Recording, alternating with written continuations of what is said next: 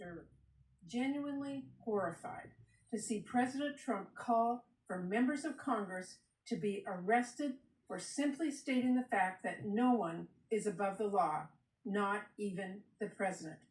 It is infuriating. It is enough to make your blood boil. I mean, I can't think of anything more un-American. At least I couldn't until Trump went further and reposted a call to hang members of Congress. All because members of this Congress, veterans who served this country selflessly and proudly, did nothing other than simply state the plain letter of the law. Here's what they said. Our laws are clear. You can refuse illegal orders. No one has to carry out orders that violate the law or our Constitution. I wholeheartedly agree. I'll say it myself. To the soldiers bravely serving our nation, thank you. As a voice for many service members from Washington State, let me state unequivocally, you can refuse illegal orders. Just think about this. The President of the United States is using his platform to lift up people calling for political violence. And then in his own words, he called this video seditious behavior punishable by death. This is twisted, dangerous stuff. As my colleagues on both sides have said, there is no room in our democracy for political violence or for rhetoric that champions political violence. And as every single one of us remembers from our own oath, in this country, we swear loyalty to the Constitution, not to the president. The danger here should be obvious. Every single one of my colleagues should be here with me saying President Trump's behavior, his choice to amplify a dangerous call for violence, is completely unacceptable.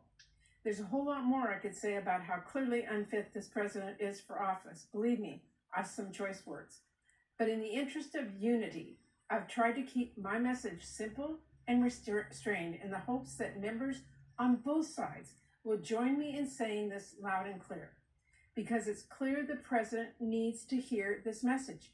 But he needs to hear it from all of us. And frankly, I need to hear it from my colleagues too. I need to know my colleagues who I work with every day actually agree with me about the basic bedrock of our democracy. Because how am I supposed to sit across the table from people who are silent when the president lifts up voices saying Democrats should be hanged?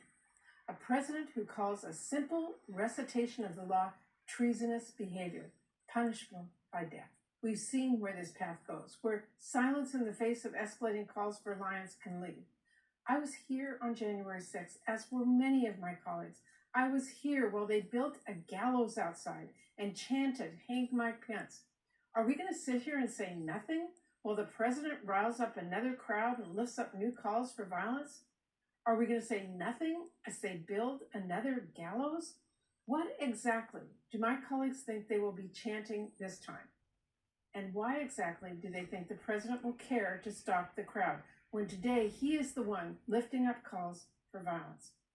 We cannot wait.